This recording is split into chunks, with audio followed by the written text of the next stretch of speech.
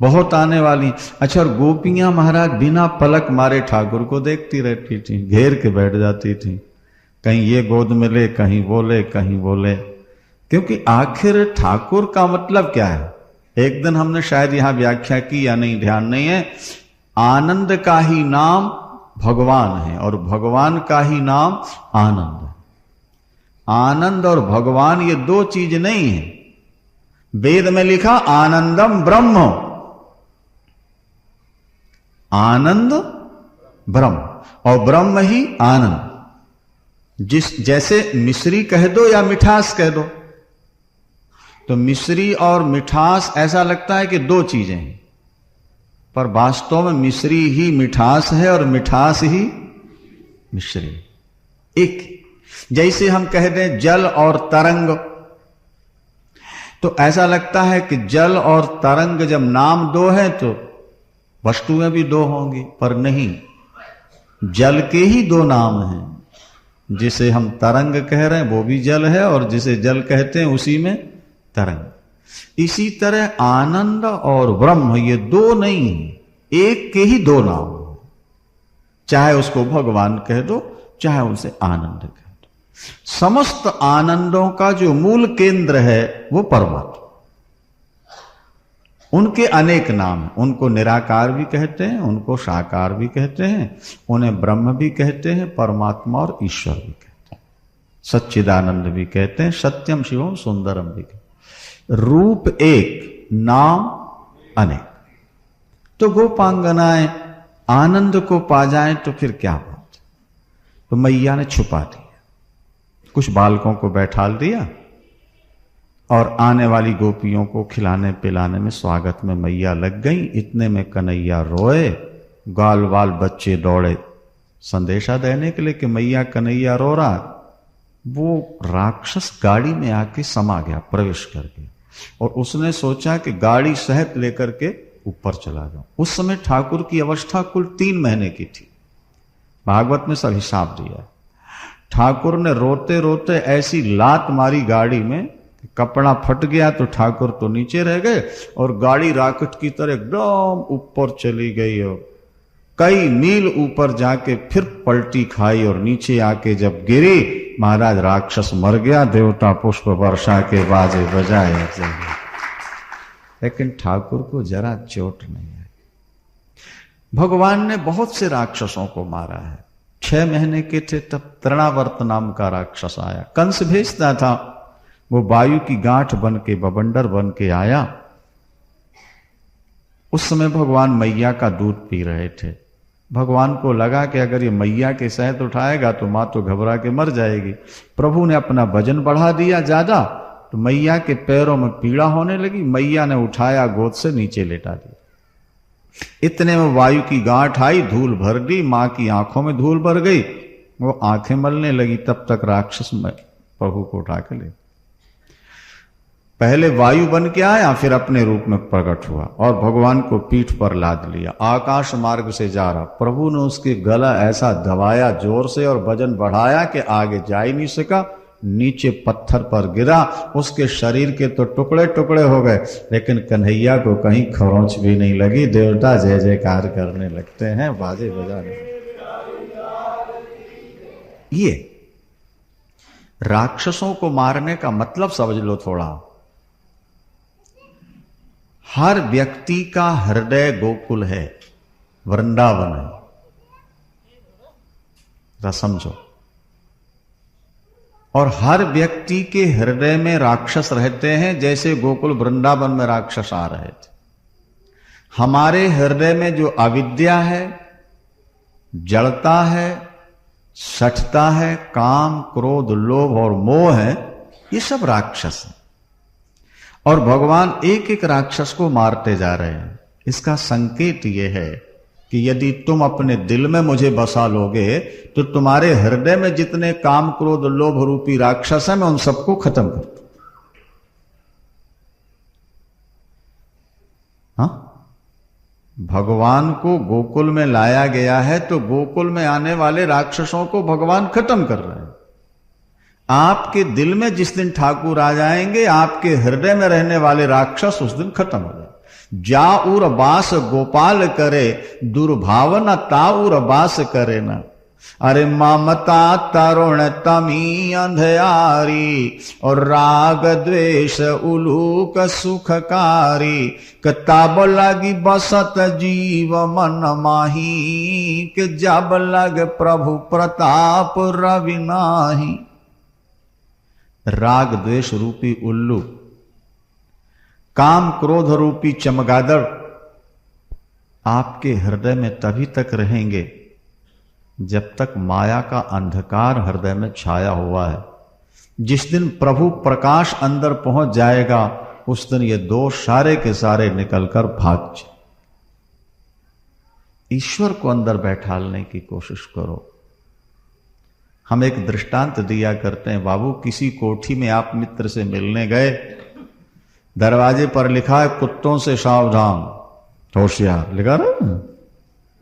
और महाराज वो कुत्ते जैसा ही देखा एकदम झप, गेट बंद है, वो अंदर नहीं जाने देते। आपने बैल दवाई, मालिक निकल आया और एकदम आपके आके आपको गले से लगा लिया। अब वो भूखने वाले कुत्ते आपके पैर चाटने लगे, पैर सूंघने लगते। उन्होंने समझ लिया ये तो हमारे मालिक का कोई अपना है। नहीं समझे आप? जो खाने को दौड़ रहे थे वो पैर चाटने लगते। इसी तरह हमारा परमात्मा जो है, उसकी माया शक्ति के कुत्ते हैं काम क्रोध लोभ मोह।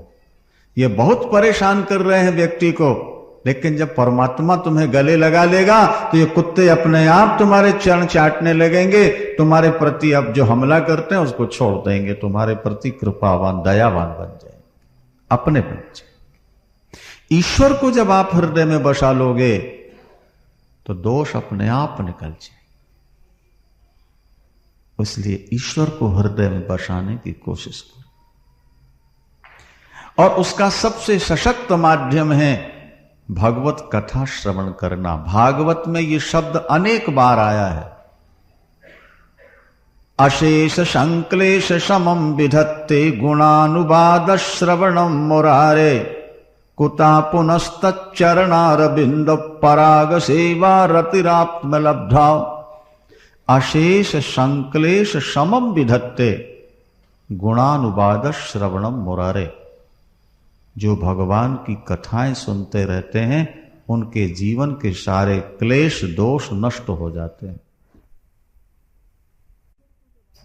ईश्वर को जब आप हृदय में बसा लोगे तो दोष अपने आप निकल जाए। इसलिए ईश्वर को हृदय में बसाने की कोशिश करो। और उसका सबसे सशक्त माध्यम है भगवत कथा श्रवण करना। भागवत में ये शब्द अनेक बार आया है। अशेष संक्लेश समम विधत्ते गुणानुवाद श्रवणम मुरारे, कुता पुनस्तच्चरणारविंद पराग सेवा रतिरात्म लब्धा। अशेष संक्लेश समम विधत्ते गुणानुवाद श्रवणम मुरारे। जो भगवान की कथाएं सुनते रहते हैं उनके जीवन के सारे क्लेश दोष नष्ट हो जाते हैं। परमात्मा जब भी आपके हृदय में प्रवेश करेगा वो कानों के द्वारा ही प्रवेश करेगा। प्रविष्टः कर्णरंध्रेणो, ये भागवत में लिखा, प्रविष्टः कर्णरंध्रेणो श्वानाम भाव सरोरहम। भाई जब तक आप कानों से सुनोगे नहीं तब तक आपको पता कैसे लगेगा ये भगवान। आखिर ये जो मूर्तियां रखी हैं आप जिनको मत्था टेकते हो प्रणाम करते हो, किसी से कानों से सुना तो होगा ना कि ये भगवान हैं? नहीं कि बिना सुने पता लग गया। आप दुनिया की किसी भी वस्तु का तब तक पता नहीं लगेगा जब तक उसके बारे में कानों से सुनोगे। ये माला है, ये पुष्प है, ये माइक है, ये पुस्तक है, ये भी आपने पहले किसी से सुना है। तो जब आंख दिखने वाली वस्तु भी बिना सुने समझ में नहीं आती तो न दिखने वाला परमात्मा बिना सुने समझ में कैसे आ जाएगा आपको? इसलिए पहले भगवान की कथाएं सुनना प्रारंभ करो, संतों का संग करो। इसलिए गुरुवाणी में लिखा है कि संत का संग बड़भागी पाइए, संत का संग बड़भागी पाइए और संत के संग नाम ध्याई। संतन संग प्रभु लागे मीठा और संतन संग प्रभु पग पग दीठा। संतों के साथ भगवान मीठा लगता है और संतों के संपर्क में रहते रहते भगवान कण कण में दिखाई देने लगता है। ये गुरुवाणी में लिखा। संतों के साथ रहते रहते उनके उपदेश सुनते सुनते दुनिया के कण कण में भगवान दिखाई देने लगता है। देखो, संतन संग प्रभु लागे मीठा और संतन संग प्रभु पग पग दीठा। कण कण में प्रभु दिखेगा, लेकिन कब दिखेगा? जब संतों का संग, कान से ईश्वर। इसीलिए हम कहा करते हैं, अभी आगे कथा आएगी, अभी अभी काली नाग को जब भगवान नाथने के लिए उस कुंड में जाना चाहते हैं तो कदम्ब वृक्ष के ऊपर से छलांग मारी है ठाकुर।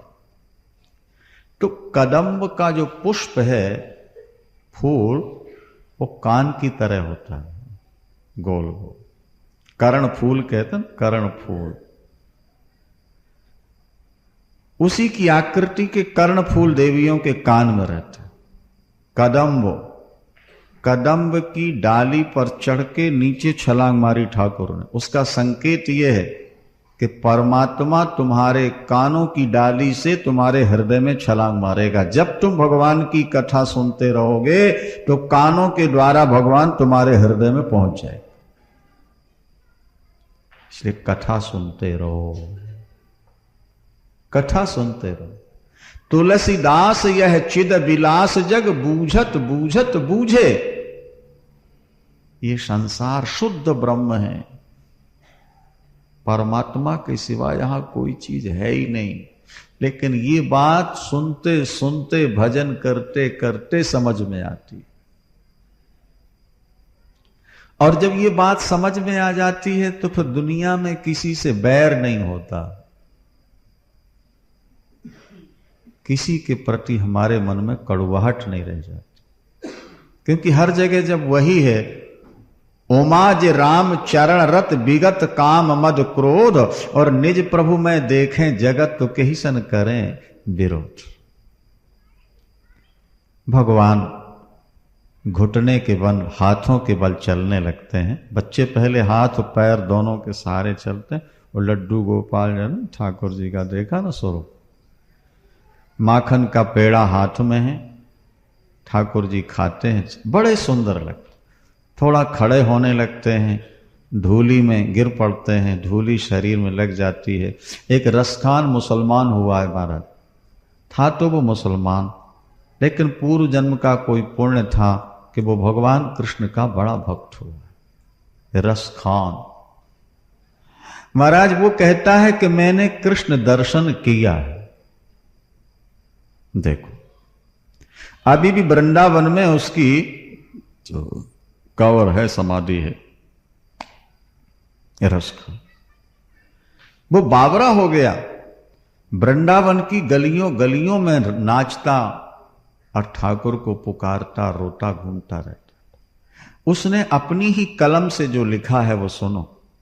वो कहता है, जब छोटे से ठाकुर के दर्शन हुए धूली में खेलते हुए, तो धूरी भरे अति सोहत श्याम जो, ये धूरी भरे अति सोहत श्याम जो, और तैसी बनी सिर सुंदर चोटी, और खेलत खात फिर अंगना पग पैजनिया कट पीरी कछौटी।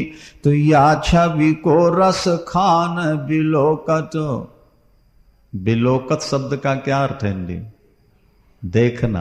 या छवि को रस खान बिलोकत, भारत काम कला निधि कोटि, और काग को भाग कहा कही वो हरि हाथ सो ले गयो माखन रोटी।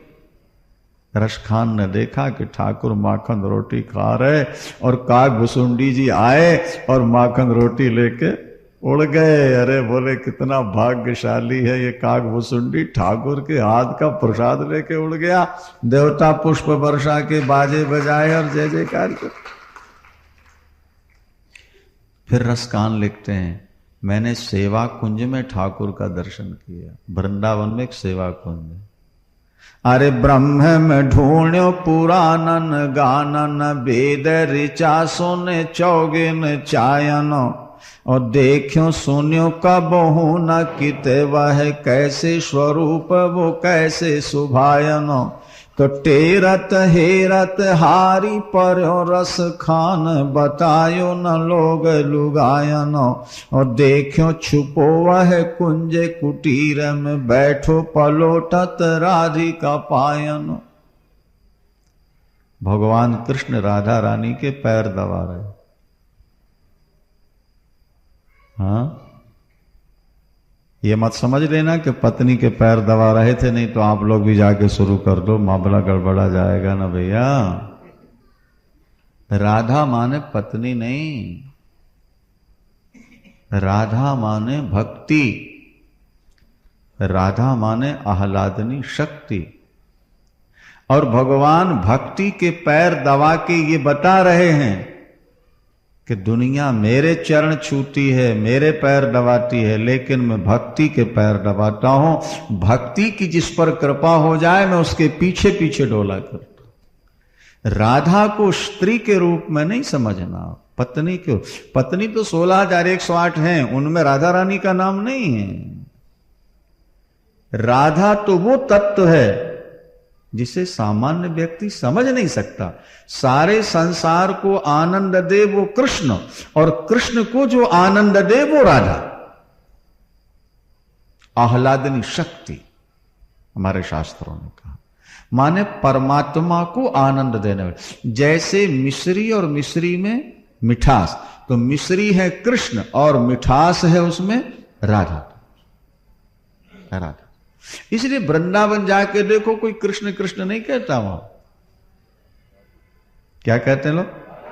राधे राधे राधे राधे। बिना शक्ति के शक्तिमान की प्राप्ति हो ही नहीं सकती है। राधा तत्व तो बहुत गंभीर है, और तो बहुत दिनों तक कथा सुनोगे तब भगवती राधा तत्व समझ में आएगा। शक्ति तत्व है मूल। तो रसखान कहता है कि मैंने अपनी आंखों से देखा ठाकुर राधा रानी के पैरों में हाथ रखे हुए बैठे। अरे भगवान तो मोर बन के राधा रानी के सामने नाचते हैं। और राधा, राधा शब्द को उल्टा कर दो क्या हो जाएगा? बोलो, धारा। राधा शब्द को पलट दिया तो बन गया चिंतन की जो अखंड धारा है उसी का नाम राधा है। भक्ति की जो अखंड धारा है उसका नाम राधा है। राधा का चिंतन करोगे तो भक्ति की अखंड धारा तुम्हारे जीवन में प्रवाहित हो जाए। फिर तुम भगवान से मन हटाना चाहोगे तब भी नहीं हटे। भाई गर्म गोली अगर तुम खा लो तो सारे शरीर में गर्मी नहीं भर जाती है, बार बार पानी नहीं पीना पड़ता। तो इसी तरह भक्ति से पूरित हृदय गोपी और गोपांगनाओं का, राधा रानी का जब तुम ध्यान करोगे तो तुम्हारे हृदय में भक्ति नहीं भर जाएगी। इसीलिए तो राधा और गोपांगनाओं का ध्यान बताया है, और यह भी बताया है कि ब्रज में वास करो। एक रात्रि भी वृंदावन में रह जाओगे तो कभी ना कभी तुम्हारे हृदय में भक्ति जागृत हो जाएगी। वहां की धूली ज्यादा कीमती है मंदिरों की अपेक्षा, क्योंकि उस धूली में भगवान के चरणों का स्पर्श हुआ है, राधा रानी के चरणों का स्पर्श है, गोपांगनाओं के चरणों का स्पर्श है। इसलिए जब उद्धव भगवान मथुरा जब चले गए हैं, आगे सुनोगे, और उद्धव जब आए और गोपियों से कहा कि कृष्ण का ध्यान छोड़ के निराकार ब्रह्म की उपासना करो, तो गोपियों ने कह दिया, अरे उद्धव अब दूसरे को अंदर रखने की जगह ही नहीं। श्याम तन, श्याम मन, श्याम ही हमारो धन, ऊधो हमें आठों याम, श्याम ही सुकाम है। श्याम गति, श्याम मति, श्याम ही हमारो पति, श्याम सो भलाई सुखदाई शोभा धाम है।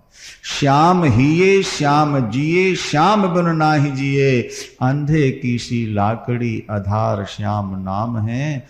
ऊधो भय बौरे, पाती लेके आए दौरे, जोग कहां राखें यहां रोम रोम श्याम। क्या? कान भय प्राण में, प्राण भय कान में, हिय में न जान परे, कान है कि प्राण है। लाली तेरे लाल की जित देखूं तित लाल, और लाली देखन मैं चली तो मैं भी हो गई लाल। ईश्वर का चिंतन करते करते जीव तद्रूप हो जाता है।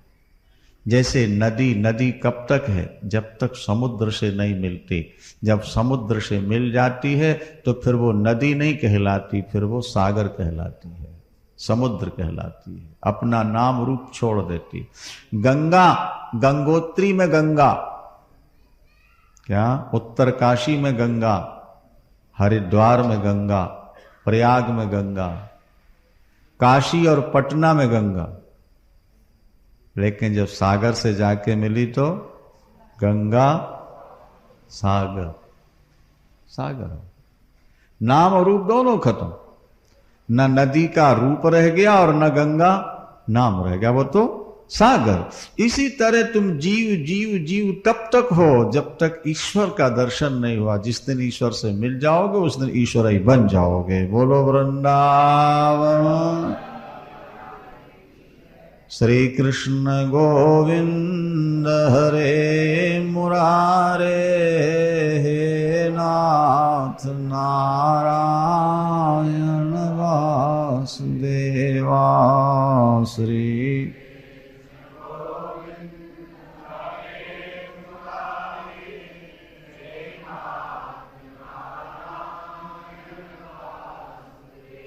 श्री कृष्ण गोविंद हरे मुरारे,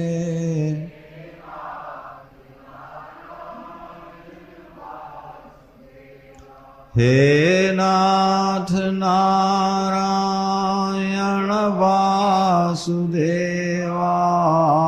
हे नाथ नारायण, हे नाथ नारायण,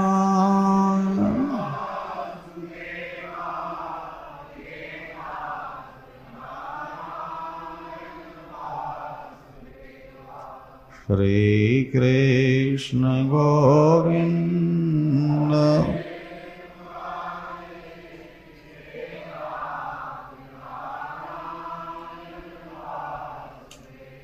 श्री कृष्ण गोविंद हरे मुरारे,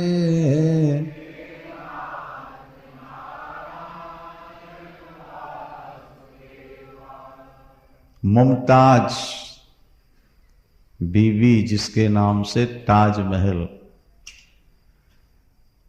आज आकर्षण का केंद्र बना हुआ है। ताजमहल, मुमताज बीबी एक बार हज करने जा रही थी। नहीं, वो जाते ना हज करने के लिए मक्का मदीना। मंत्री साथ में है, सेना साथ में है, हज करने जा रहे। रास्ते में एक मंदिर दिखाई दिया बड़ा सुंदर ठाकुर का, तो पूछने लगी कि ये क्या है। तो मंत्री ने कहा कि यहां काफिरों का छोटा खुदा रहता है, यहां काफिरों का छोटा खुदा रहता है और मक्का मदीना में मुसलमानों का बड़ा।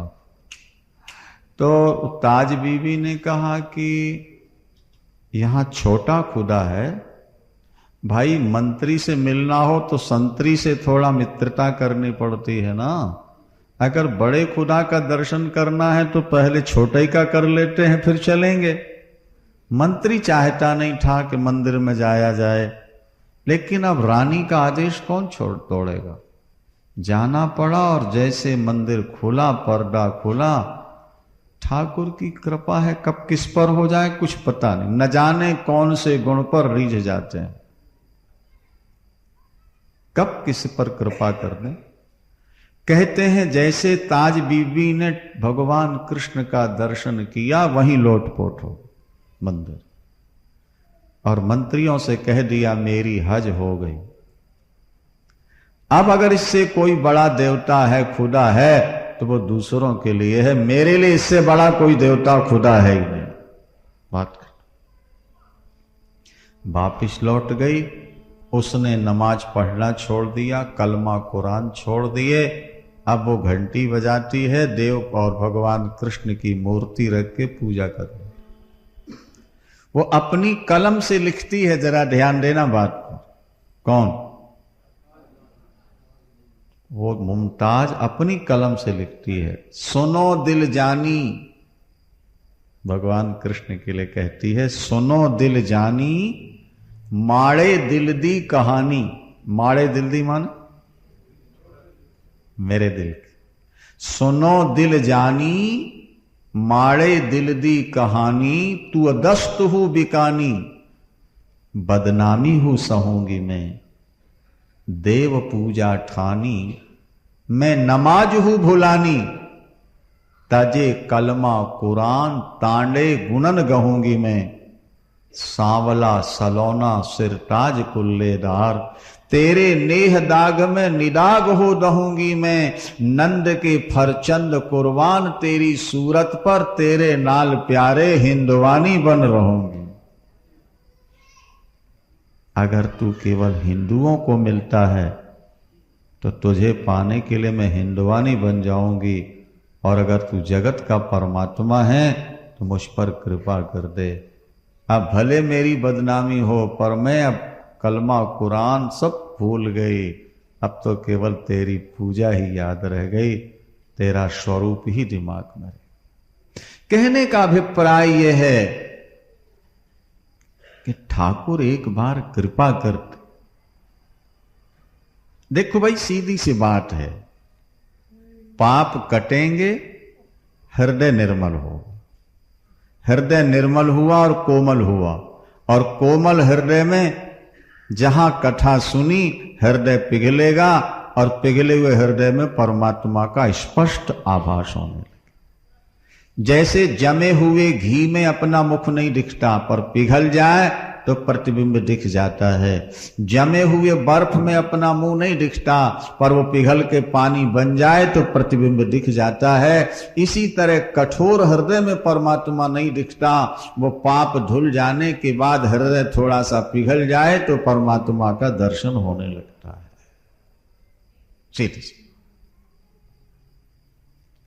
भगवान की कथाएं सुनते रहो।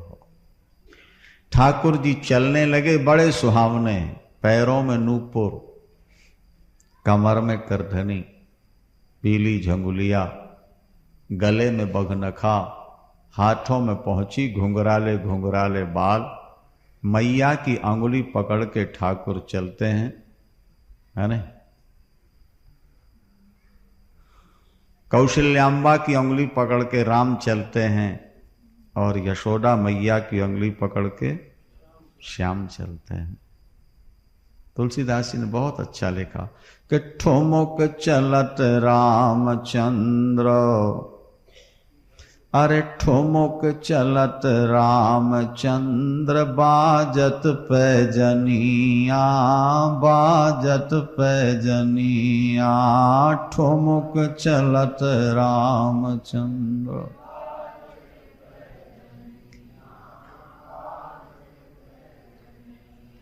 ठुमुक चलत रामचंद्र, ठुमुक चलत रामचंद्र, बाजत पैजनिया, बाजत पैजनिया, ठुमुक चलत।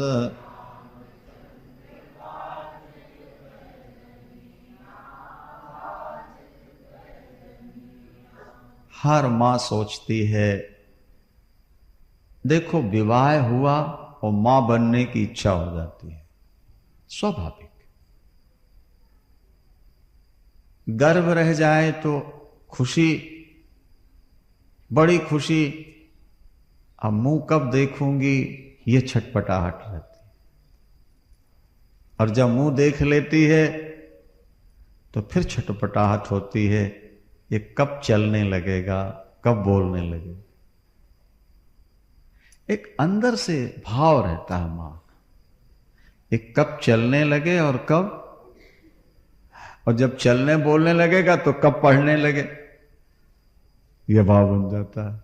और पढ़ने लगा, पढ़ा गया तो कब शादी हो जाए, बहू घर में आ जाए, फिर कब पोता हो जाए। ये कदम स्टेप बाय स्टेप है ना, इच्छा आगे बढ़ती। हर मां सोचती है बेटा चलने लगे।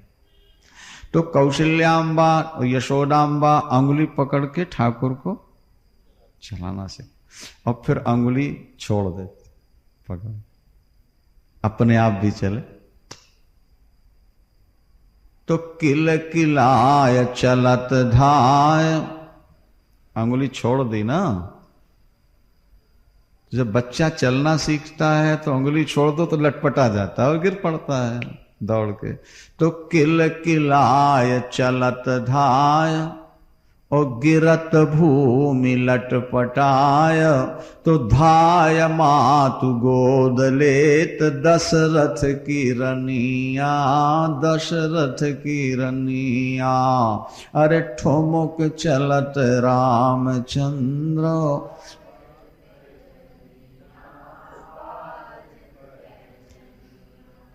ठुमुक चलत रामचंद्र, ठुमुक चलत रामचंद्र, बाजत पैजनिया, बाजत पैजनिया, ठुमुक चलत।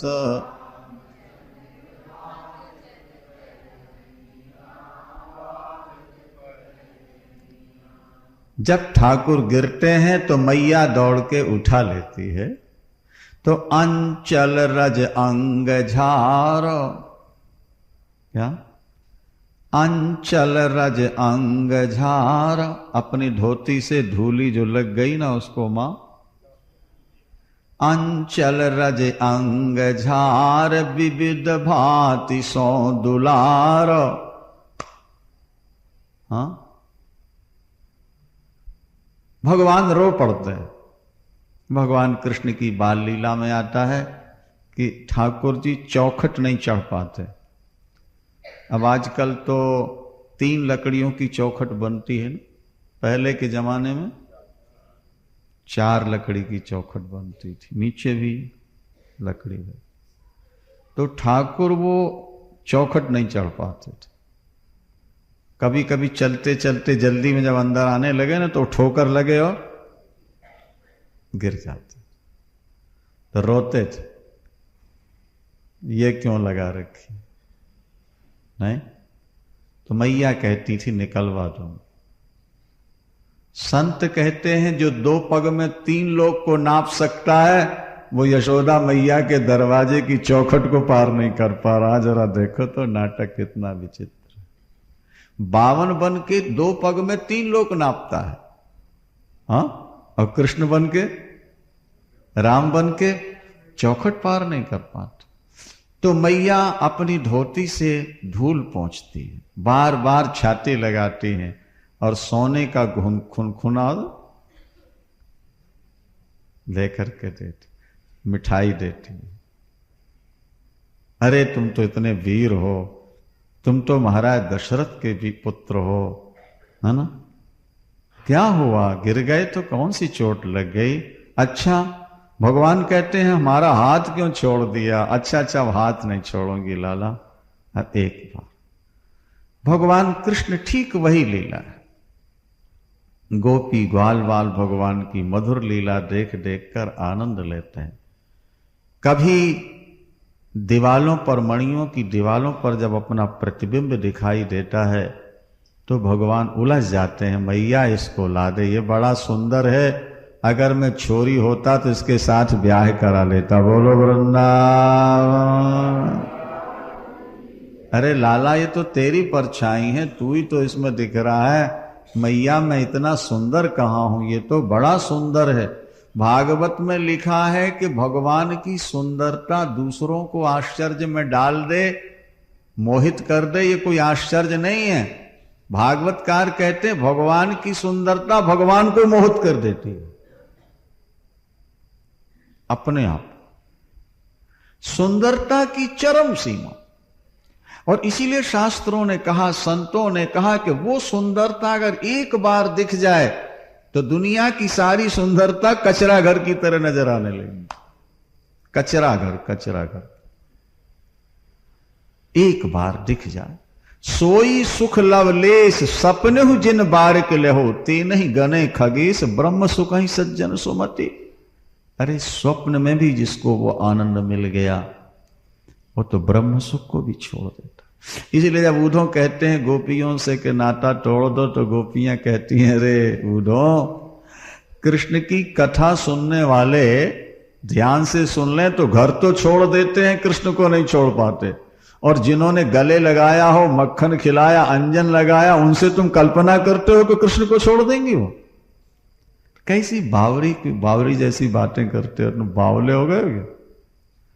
जो कृष्ण की कथा सुन ले श्रद्धा से, वो जिंदगी में कृष्ण को नहीं छोड़ पाते। और हम छाती से लगे उनके, और हमने उनको मक्खन खिलाया, नाच नचाया, हम उनको छोड़ देंगे? वो तो छोड़ गए, तुमको बोले वो छोड़ जाए, लेकिन हम थोड़ा छोड़ सकते हैं। हमारे तो वही जीवन था, ये जीवन तो दे चुके, अब उनके सामने दूसरा कोई दिमाग में आ ही नहीं सकता संसार। महाराज गोपांगनाओं के जीवन से शिक्षा लो। आज देवियां कहती हैं महाराज काम करें या भजन करें।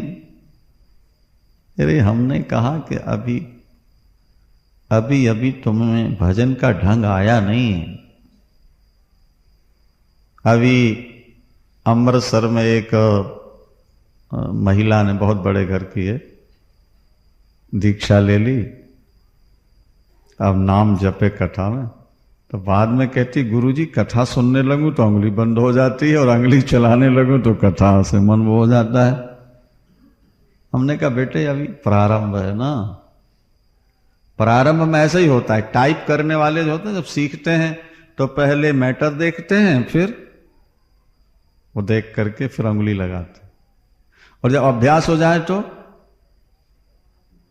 खाली मैटर देखते रहते हैं और अंगुलियां वहीं गिरते जाते। फिर वो अक्षर देखने की जरूरत नहीं, फिर तो मुंह इस तरफ रहता है, मैटर देखते जाते हैं और अपने आप चलती है। काम करते भजन छूटता है, भजन करते काम छूटता है। इसका मतलब कि अभी आपने भजन किया नहीं है।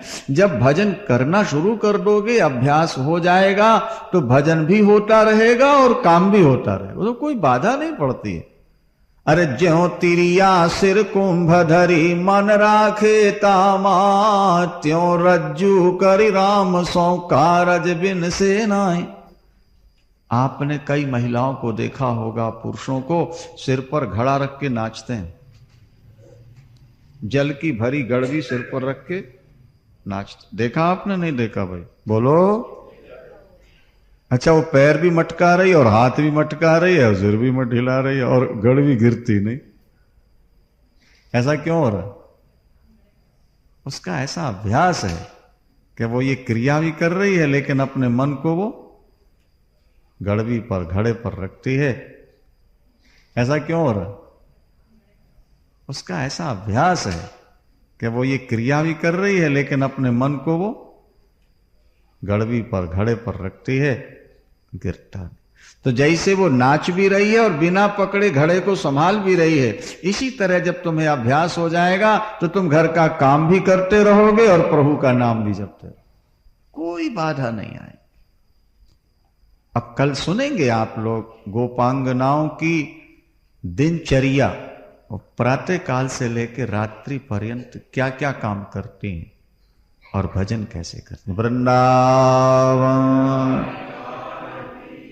भगवान गोपांगनाओं का माखन चुराते हैं, उससे गोपांगनाओं को कोई दुख नहीं होता। वो तो चाहती हैं कि आए और हमारा माखन ले जाएं, लेकिन जब कभी दर्शन न हो तो नेत्र तड़फ जाते हैं दर्शनों के लिए। तो वो हमारे यहां नहीं आए तो हम उनके यहां चल पड़े, पर बिना कारण किसी घर जाना स्त्री के लिए बड़ी समस्या होती है। पुरुष तो कहीं भी चला जाए, लेकिन स्त्री किसी घर में जाए तो कोई बहाना तो होना चाहिए। तो गोपियां आपस में विचार करती हैं, चलो लाला की माखन चोरी की कहानी सुनाएंगे, नहीं, और इसी बहाने ठाकुर का दर्शन करके आ जाए। तो बहाना तो है माखन चोरी सुनाने का, और लक्ष्य है दर्शन कर। कई लोग कहते हैं भगवान माखन चोर है, तुम्हारा भगवान चोरी करता है। हमने कहा नहीं, भगवान चोर नहीं है, इंसान चोर है। क्या? अच्छा ये बताओ, गाय किसने बनाई? उत्तर दो। गाय किसने बनाई? भगवान ने। ठीक है। गाय में दूध किसने बनाया? बोलते जाओ भाई। भगवान। और दूध में माखन किसने बनाया? तो माखन किसका हुआ? तो फिर भगवान चोर कैसे हो जाएगा? उसकी अपनी चीज है। चोर तो हम हैं कि भगवान ने जो चीजें बनाई उनको हम अपनी मान के बैठ गए। ईश्वर चोर नहीं है, जीव चोर है। ईश्वर की बनाई वस्तु को हम अपनी मान बैठे हैं। आपसे कहा जाए कुछ दान करो, आप कहते हो हमने कमाया है, हमारा धन है, हम क्यों दान करें? लेकिन शास्त्र कहते हैं नहीं,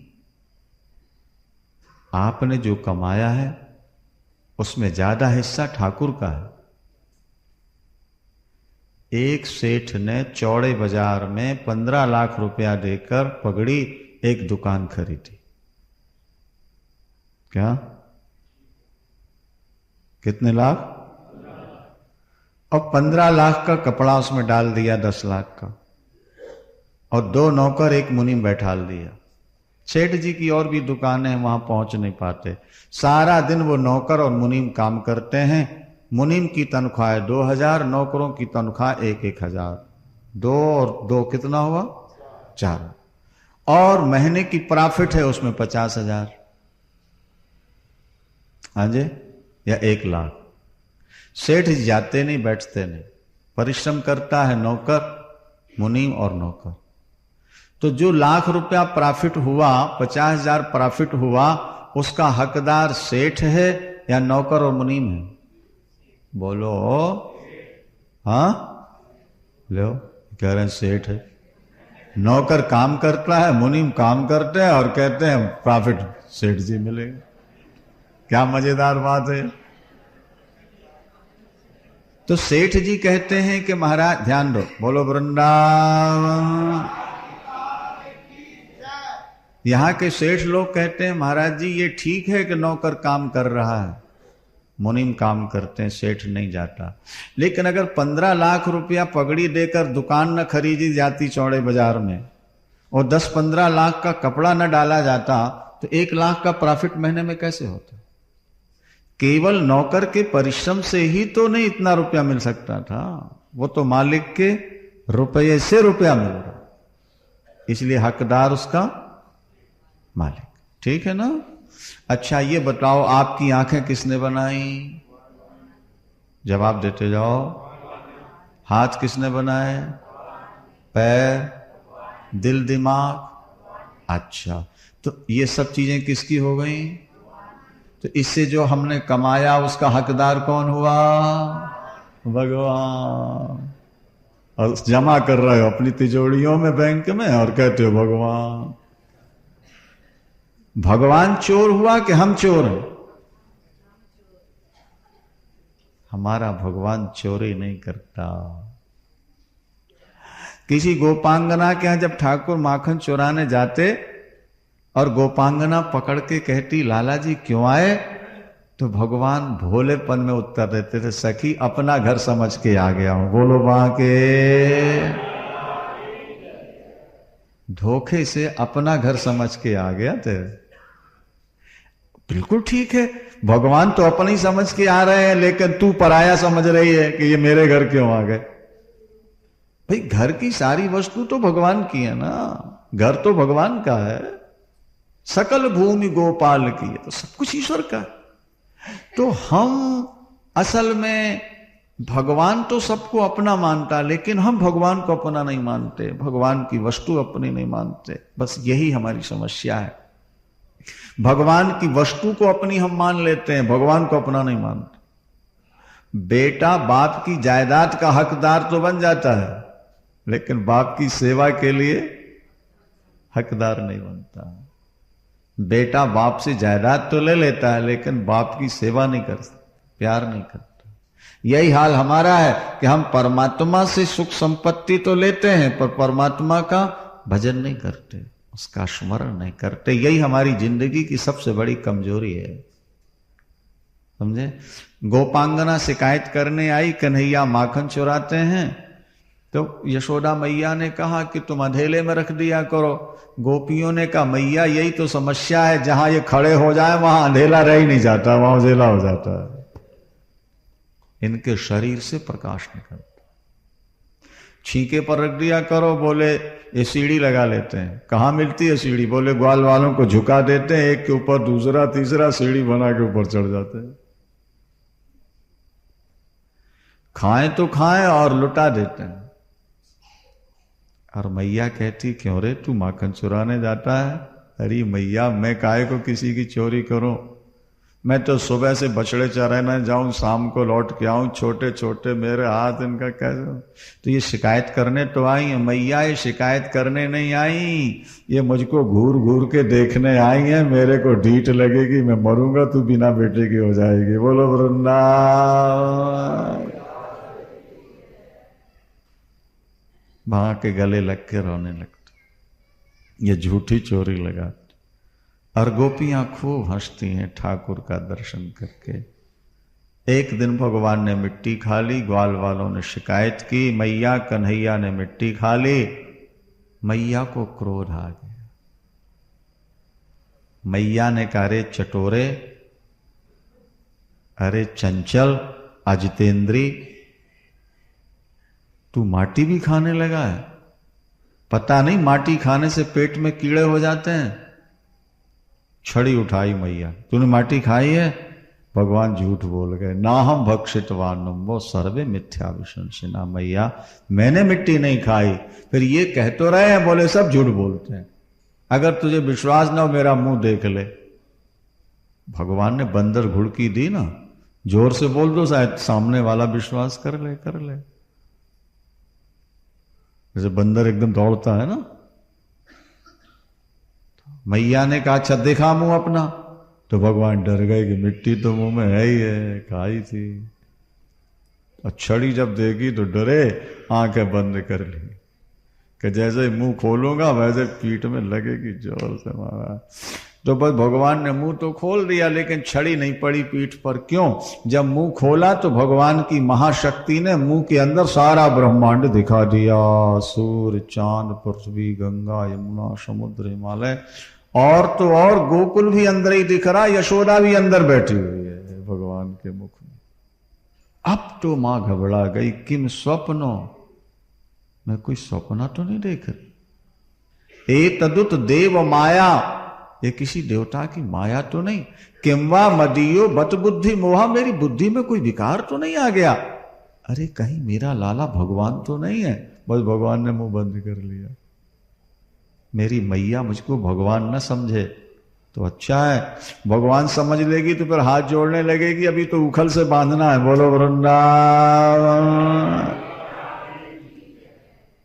भगवान न समझे मेरी मां, मैं तो मां की डांट खाने आया हूं, इशारे से नाचने आया हूं। अरे मैया कहती कन्हैया मक्खन खा ले, ताजा ताजा निकाला है, दूध पी ले, अभी ताजा निकाला पद्मगंधा का। भगवान कहते मैया भूख नहीं है। अरे थोड़ा सा तो खा ले, जरा सा मोला, नहीं माँ भूख। और जैसे घर से महल से बाहर निकले, कोई गोपी दिखी मक्खन लिए जा रही, एक सखी नेक्सा मक्खन खिला दे, भूख लग रही है। ये तो मैया कहती है, बोले भूख नहीं है, गोपी हो भूख नहीं, मक्खन। मैया कहती नाच दिखाओ तो मक्खन खिलाएंगे। भगवान कमर पर हाथ रख के ताथा ठेई ठेई करके नाचने लगते हैं, देवता पुष्प वर्षा के बाजे बजा जय। छाछ पीने के लिए मांगते हैं गोपी, और 9 लाख गाय थी नंद बाबा की, सारे हरियाणा पंजाब में चरती थी। माखन की चोरी छोड़ श्याम रे, मैं समझाऊं तो 9 लाख धेनु नंद बाबा के, हंसी हमारी हो। लेकिन अरे बाबा ये भी लिखा है कि जब भगवान गोपियों से मक्खन मांगते तो गोपियां कहती थी हमारे गोबर के टोकरे उठवाओगे, जितने टोकरे उठाओ उतनी गोलियां खिलाएंगे माखन। तो भगवान गोबर उठवाते रहे माखन।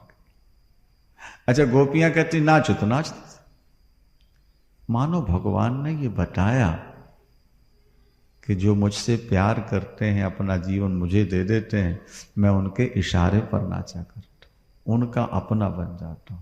योगी जन जान पाते हैं ना जिसका प्रभाव, कि जिसकी कला का पार शारदा न पाती है। नारदादि ब्रह्मवादियों ने भी न पाया अंत, तो श्रुतियां भी नेति नेति कह कर हार जाती हैं। शंकर समाधि में सदा ही ढूंढते हैं जिनको, कि दिव्य शक्तियां नित्य गुण गण गाती हैं। नाना रूपधारी कृष्ण मोहन मुरारी, उस विश्व के मदारी को गोपियां नचाती। विश्व के मदारी को, जो दुनिया को नचाए, उसे गोपियां नचाएं। ये भगवान की भक्त वत्सलता। दिवाली का दिन था, गोपियां घर के काम में दासियां लग गईं। यशोदा मैया कन्हैया के लिए स्वयं दही बिलो रही थी मक्खन निकालने के लिए। मक्खन निकल ही रहा था, इतने में भगवान सो के उठे, मैया को आके पकड़ लिया, पैर पटक के रोने लगे, मैया भूख लगी। प्रातःकाल ने बताया ना 5 वर्ष के हो गए तब तक पीते रहे। मैया भूख लगी है, वो मथानी पकड़ ली। मैया ने कहा लाला थोड़ा ठहर जा बेटा, मक्खन निकाल लो फिर पिला दो। अब तो तू बड़ा हो गया, गाय का दूध पिला। मैया दूध पिला दे, तेरा दूध पिए बिना मां पेट नहीं भरता। मां का हृदय पिघल गया। देखो देवियों, अब जो पैदा कर चुकी उनकी बात तो अलग है। डॉक्टर भी कहते हैं कि मां को अपना दूध पिलाना चाहिए। आजकल पैदा हुआ और बोतल लगा देते नहीं। बोतल के दूध में वो ममता कहां मिलेगी, वो मां वाले गुण कहां से आएंगे। माता के हृदय में जो ममता, दया और करुणा है, भक्ति और ज्ञान है, वो उस बोतल के दूध में कहां से आएगा ये बताओ। एक महात्मा के पास एक माताजी पहुंची और बोली स्वामी जी हमारा बेटा बोतल पीता है। नहीं तो बोले मां ये बताओ कि तुमने अपना दूध पिलाया था कि बोतल का। बोले बोतल का। तो बोले सिखाया तो तुम ही ने बोतल पीना उसको। बोलो वृंदावन। अरे तुम वो बोतल पिलाती रही, बड़ा होकर दूसरी बोतल पीने लगा। तुम पहले ही अपना पिलाती तो उसको बोतल पीने की आदत ना पड़ती। अब काम तो तुम्ही ने गलत किया है। देखो परमात्मा ने तुम्हारे अंदर दूध इसलिए बनाया है। पहले क्यों नहीं बनता दूध बच्चा होने से पहले, और बच्चा बड़ा होते क्यों सूख जाता है। इसका मतलब है कि परमात्मा चाहते हैं कि मां अपना दूध पिलाए, अपने परमाणु उसके अंदर प्रवेश करें, अपना ज्ञान प्रवेश करे। तो आजकल की देवियां तो महाराज अब नए युग में बह चुकी हैं। बस वो सिनेमा को अपना मंदिर मानती हैं, एक्टरों को भगवान मानती हैं, वो जैसा करते कराते वही देख के वजह चलती रहती। ये बड़ा गड़बड़ हो गया। देखो, थोड़ा अपने आप को संभालो, अपनी प्राचीन संस्कृति को देखो, अपनी प्राचीन परंपराओं को देखो, उसमें बड़ा रहस्य था। अपना दूध पिलाओ, शुद्ध गाय का दूध पिलाओ। एक बेटे को तुम भैंस का दूध पिलाओ बोतल का, और एक बेटे को तुम अपना दूध पिलाओ और शुद्ध गाय का दूध पिलाओ। देखो दोनों की बुद्धि में फिर क्या अंतर होता है, करके देख लो। जिसको मां अपना दूध पिलाएगी, शुद्ध गाय का दूध पिलाए, उसका निर्मल दिमाग होता, शुद्ध। बोलो वृंदावन। छोटे नहीं भगवान, बड़े हो गए ना। मैया ने मंथन बंद कर दिया, गोद में लेके बैठ गई और भगवान दूध पीने लगे। बीच बीच में छोड़ करके मां को देख के हंसने लगते हैं, कपड़े में मुंह छुपाने लगते हैं, और मां भगवान का मुंह चूम लेती हैं, सिर पर हाथ फेरती हैं। देवता पुष्प वर्षाकर, बाजे बजाकर जय जयकार कर। कितनी भाग्यशालिनी है यशोदा मैया, कन्हैया को गोद में लेकर दूध पिला। एक बात ध्यान देना, दूध पिला रही हैं, आनंद में डूबी हैं, इतने में भगवान से नजर हटी और घर के काम पर पड़ी। आप कथा सुन रहे, बड़ा आनंद आ रहा, लेकिन अभी रोटी बनानी है, अगर दिमाग में आ जाए ना तो सारी कथा बेकार हो जाएगी। ये समझ। अच्छा, ये व्यक्ति बड़ा स्वार्थी है। ये सोचता है बेकार का टाइम तो हम सत्संग में दे सकते हैं, पर दुकान बंद करके 1 घंटे हम कथा नहीं सुन सकते, क्योंकि इस व्यक्ति को भगवान से ज्यादा अपने हाथों पर विश्वास, भगवान की कृपा से ज्यादा अपने कर्म पर विश्वास।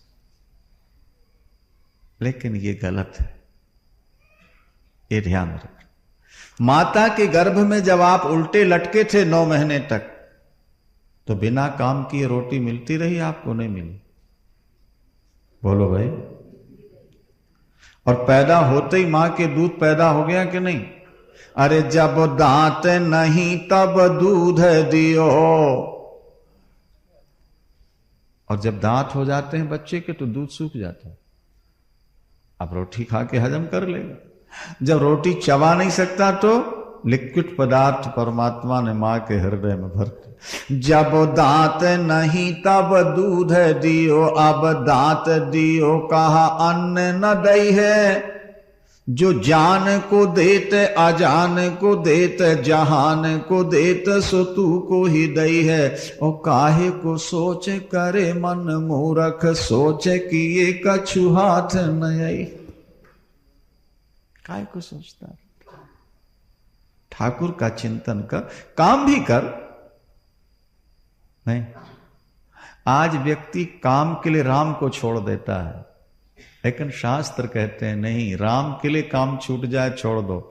जब तुम राम के लिए काम छोड़ोगे तो काम इतना मिलेगा कि महाराज नोट संभालने मुश्किल हो जाएंगे। सीमेंट की बोरियों में नोट भर भर के नहीं, गुजल खाने के कचरा घर में छुपा देते हैं। बोलो बाके। कहां छुपाएं इनको, बड़ा मुश्किल। जब आएंगे तो बहुत आएंगे, आते तभी है जब उसकी कृपा होती है। परिश्रम से धन नहीं मिलता। भीमसेन कितना बलवान है, देखा था? चारों भाइयों को और मां को उठा के चलता था जंगल में, ऐसा महाभारत में लिखा। चारों भाई और 5। लेकिन आगे सीरियल में देखना, 1 साल तक रोटियां सेकता रहा। कौन? हाँ, जो पुरुषार्थ से कहूं संपत्ति मिलत रहीम, तो पेट लाग बैराट घत तपत रसोई भी। 1 साल तक रोटी सेकता। परिश्रम से धन नहीं मिलता, धन हमेशा ठाकुर की कृपा से मिलता है, धर्म से मिलता है। इस बात को बुद्धि में बैठा लो अच्छी तरह बाबा। देखो यशोदा मैया से जरा सी गलती हो गई, सुन लो जरा। कन्हैया को गोद में लेकर दूध पिला रही थी, कन्हैया को देख रही है, मुस्कुरा रही है, लाड़ प्यार कर रही। वो जरा सी दृष्टि वहां से हटी, सामने पड़ी, देखा दूध उफन रहा, अंगीठी में रखा। मैया ने सोचा दूध बेकार न चला जाए, कन्हैया को उठा करके नीचे बैठा और दौड़ गई, फट से उठा। और मैया दूध बचाने दौड़ के गई और कन्हैया के ओठ फड़कने लगे, क्रोध। पूत से दूध ज्यादा प्यारा है, परमात्मा से संपत्ति ज्यादा प्रिय है। ईश्वर को फेंक दिया और काम के लिए दौड़ गई। तो मैया, भगवान ने सोचा मैया 1 मटकी दूध बचाने गई है, इसका 2 मटकी मक्खन माटी में मिला देना है। बोलो वृंदावन। जिसका संकेत ये है कि ईश्वर को छोड़ के तुम जितना बना पाओगे उससे दुगना तुम्हारा खत्म होता है, तुम्हारे घर की पूर्ति नहीं होगी कभी। जो ईश्वर से विमुख रहते हैं बुढ़ापे तक घर से छुट्टी नहीं मिलती उनको, और जो भजन करके काम करते हैं तीसरापन आते आते बेटे घर का काम संभाल लेंगे, जाओ पिताजी अब भजन करो। पिता नालायक हो खुद न करे अलग बात है, और नहीं तो उसके बेटे समर्थ हो जाएंगे और कहेंगे जाओ पिताजी अब आप भजन करो। जो धर्म से चलेगा, भजन करेगा, वो तीसरापन आते आते घर से चौथेपन में तो कोई काम रहेगा नहीं उसका। और जो ईश्वर से विमुख रह के काम करेगा, मरते मरते घर से छुट्टी नहीं मिलेगी। ये समझ। उठाने गए, मैया दूध बचाने गई, कन्हैया ने पत्थर या वो मथानी पटक दी, वो मटकी में जो भरा मक्खन था वो वहां से भाग के कमरे के अंदर गए। छींके पर 1 मटकी टंगी हुई थी मक्खन की, उखल नीचे रखा, खड़े हो गए। हनुमान जी को बुलाया, बोलो पवन सुत हनुमान की। अरे भैया त्रेता में यार कंदमूल फल खाते रहे, जरा द्वापर में मक्खन भी तो खा जाओ हमारे हाथ से। बंद हनुमान जी बंदरों को लेके फट से आ गए। मरकान भोक्ष्यन भागवत में लिखा, स्वयं खा रहे और बंदरों को। तब तक मैया दौड़ी दौड़ी आई, देखा 1 मटकी मक्खन गायब। छड़ी उठाया मैया ने, उसी ने खराब किया। अब मैया भगवान थोड़ा मानती है, मां तो अपना बेटा समझती है ना। छड़ी उठाई और देखा तो 1 मटकी तो ये बेकार गया, और दूसरी मटकी हाथ में लिए बैठा है, खा रहा बंदरों के लिए। अच्छा, ये मटकी माटी की थी, पर थी बहुत पुरानी, दरिया सास के हाथ। तो पुरानी चीजें में ममता बहुत होती है, तो मैया ने आवाज लगाई, अरे ये मेरे ददिया सास के हाथ की मटकी है, इसको नहीं तोड़ना, नहीं तो बहुत मारूंगी। और भगवान ने ऐसी पटकी के वो चूर चूर हो गई मारा। हाँ, इसका लक्ष्य ये है कि भगवान सोचते हैं कि देखो लोग मुझे भी पाना चाहते हैं और ममता की मटकी को संभालना भी चाहते हैं।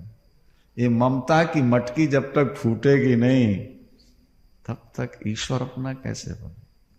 और पटक के और भाग, और मैया पीछे पीछे छड़ी लेकर दौड़ी।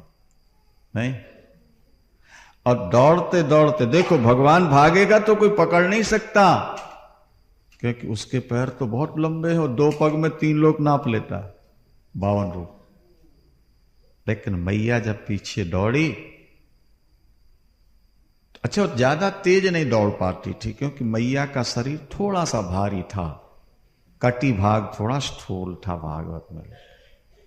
पर प्रभु ने ये सोचा कि जो मेरे पीछे दौड़े उसके पकड़ में तो आना चाहिए, पकड़ में नहीं आऊं तो मेरे भक्त निराश हो जाएंगे। तो थोड़ा धीरे धीरे दौड़े और मैया ने दौड़ के हाथ पकड़ लिए। नहीं, ये सोमनाथ जी वही चित्र आपके उसमें दे रहे हैं कैस्टों। मैया ने दौड़ के कन्हैया को एक हाथ से पकड़ा और दूसरे से छड़ी उठाई मारने की। भागवत में लिखा कि भगवान कृष्ण की आंखों से टप टप आंसू गिरने लगे। एक हाथ ऊपर किया, आंसू पहुंचते जा रहे हैं, सिर बचा रहे और कहते हैं मां गलती हो गई, अपराध हो गया, मां क्षमा कर दे, अब जीवन में कभी चोरी नहीं करूंगा।